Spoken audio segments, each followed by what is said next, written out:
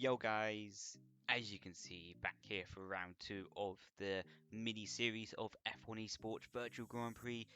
Obviously we're doing the sprint race.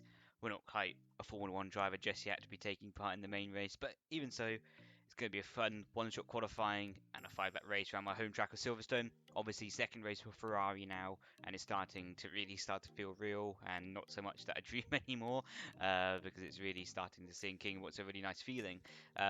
Obviously we had a good success last race in Austria with David winning and me P3, so a double podium for Ferrari in the first race. Unfortunately, David wasn't able to partake in this race. He had some stuff behind the scenes. Obviously, I don't want to share on his behalf because that's not my position to do so. But yeah, looking forward, I think we have good pace. We have good pace in qualifying. We have good pace in the race. I think more so race pace is better than qualifying for us around here.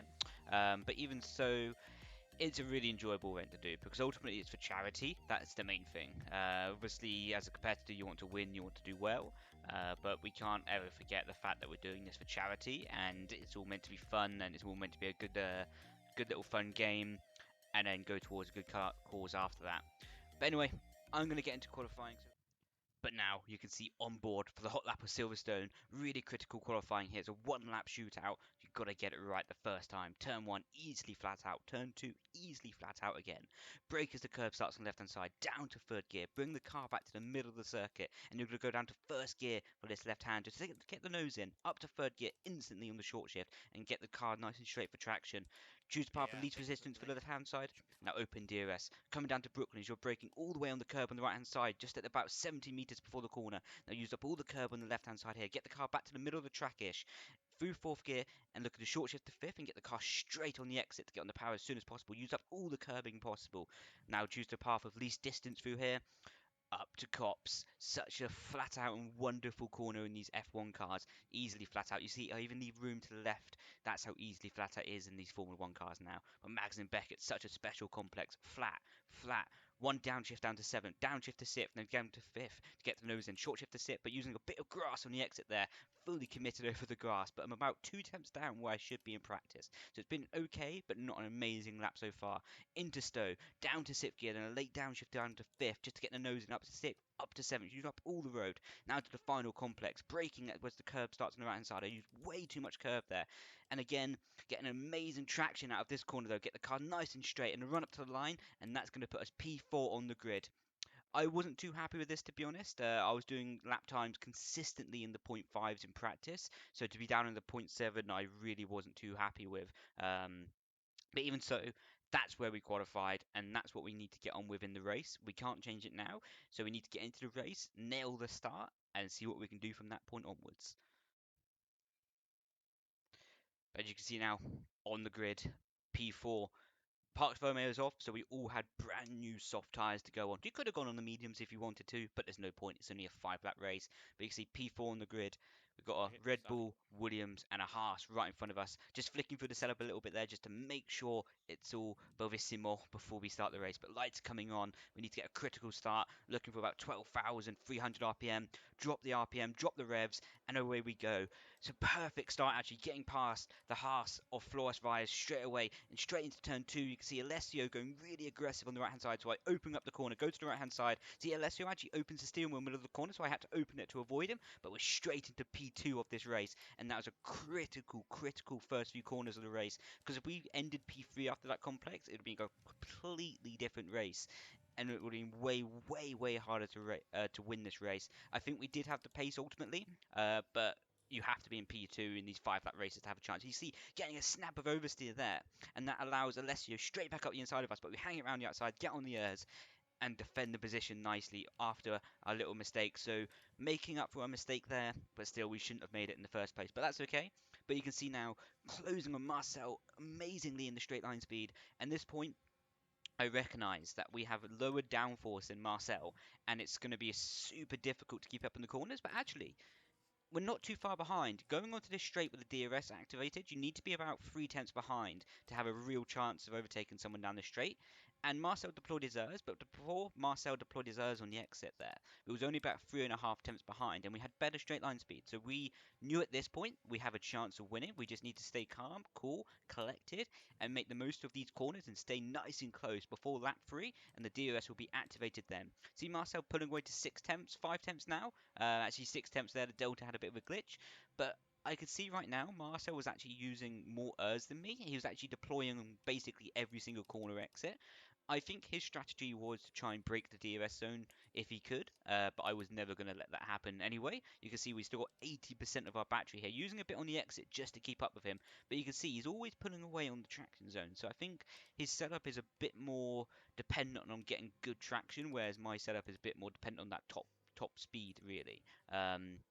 See through Luffield here, and you see, look, at the end of the corner, it's about 5.8 tenths. On the exit, it's 6 tenths. So he's gaining about a quarter of a tenth on the exit each time. But as you can see, at the top speed, I'm gaining massively. So it started at 6 tenths before we're straight, and now it's down to 5. And it's probably go to about 4.5 before we get into these apexes. So you can already see, without me using any errs, and we don't have that good of a slipstream from half a second back, the slipstream is really powerful from about 4 tenths in this game. We're able to close in. But again, Marcel using more errs on the exit here. And the way to tell if someone's using their errs, if you're looking at the delta on the top left, and it comes out the corner like we just did at about 4.5 tenths, and it randomly shoots up to 5.5, he doesn't have more engine power than you. He's just using his ERS. So I knew at that point he's going to have roughly about 70%, despite being in the lead, at his best. More than likely, he's going to be around 50 or 60%. So I knew we had a really good opportunity here. And doing practice with Amos Lorito, we understood that it's always going to be in the final 2 laps that you're going to make your overtake.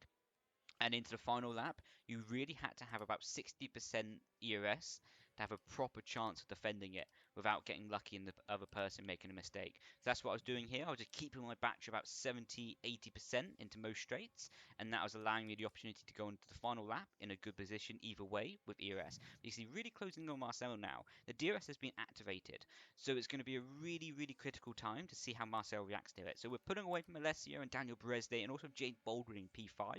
So I'm not too worried about the cars behind, because with the DRS trains on this game, P3, P4 and P5 can't really do anything. It's all stuck into motion at the moment. The only car that can properly do something consistently is me to Marcel, because of the way the DRS works. But you can see, with my theory of even him having higher wings than us, we're still able to keep up massively in the corners when we exit about 3.5 tenths behind.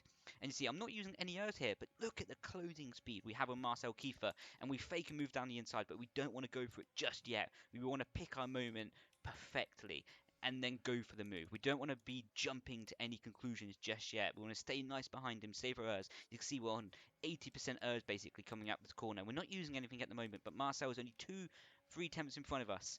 And Alessio does the fast lap, but I'm not too worried about that again. But I can see actually Alessio is using quite a lot of his errs. He's been quite aggressive with it. Now into lap 4, into the first complex. This was pretty sweet few corners for me, actually. I really nailed it with the dirty air. I couldn't have done it really any better. You can see he used up all the road I could have. Marcel seems to like on the curb a bit there, but I'm not a big fan of it. But I'm not using any errs here.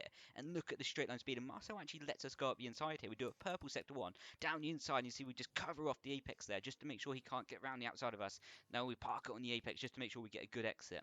Because ultimately I don't want to end up going wide and giving Marcel a chance to go back up the inside into cops. That would be a really bad situation here. But Marcel's deploying a lot of errs because Alessio is pushing Marcel extremely hard down this straight. So Marcel had to react. But I know we've got 74% errs right now. We're in a super strong position. We need a good Mags and Beckett's. We want to test how bad the dirty air is for Marcel and where he comes out with his corner. So we're deploying a bit of errs just to make sure he can't get back up the inside. So we exit the corner about 3.5 tenths. Now it's closing because he's using quite a bit of errs to catch us, in my opinion. But we just defend a little bit just to make sure he can't go up the inside. It's critical now onto the final lap that we perfectly nail every corner here. If we make a single mistake in the first sector especially, it's a big risk from it being game over. So getting an amazing run onto the pit straight, using a bit more air, so we can see 66% coming onto the final lap. That's putting us in a super, super strong position. Alvaro Caraton doing fastest lap. Like I say, I'm not worried about this. I want to get the win. So coming down is the first complex. absolutely sweet there. I couldn't really done anything more. You might be able to see on the steering wheel that we're actually green on our delta now. So it's been a really good first few corners. 4 tenths to Marcel on the exit. And you see here, Marcel's not closing on us. So I turned off my ERS to conserve it for later in the race. Because only Marcel, he can't catch us right now. Into the left hand of Brooklands and into the left field. This was a pretty sweet complex as well. Getting on the traction pretty nicely up to 5th gear and straight line in the exit as much as possible, using up all the road. This has been a pretty good lap so far. Now using up a lot of errs, same as Marcel. Marcel will know this is the critical straight. You have to get within 2 tenths of the car in front to have a real chance onto the straight here.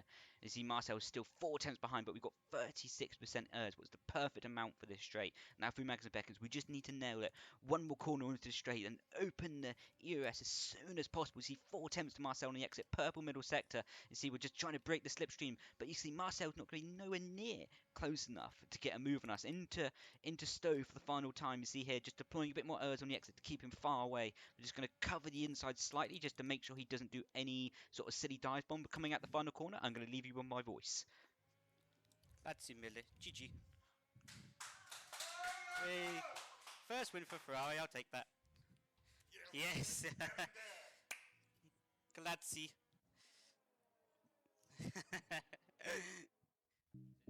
So you can see, winning our second ever race for Ferrari is a pretty special feeling. It would have been better to win the first race, I can't lie. As a racing driver, you always want to win every race, but I'm extremely happy with that, and it's extra satisfying to do it on my home race of Silverstone as well.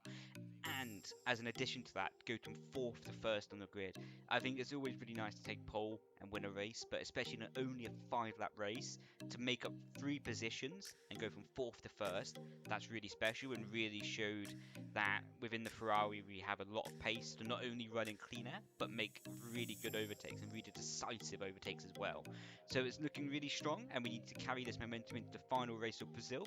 And in terms of the real life drivers championship, fighting for the charity money, we are in a good position. I think we're about 10 points behind Haas into the final race, so all is up for grabs, and I think we have a really amazing chance of taking home this championship for a good cause. And we're pushing extremely hard for that, training quite a lot and making sure that we can be in a really strong position, because obviously we're racing drivers and we want to do the best we can in every situation that is available to us. But anyway, I'm going to leave it here, and thank you so much for watching. I'll be back live on Twitch for practically every day, so I'll leave my Twitch in my description of this video.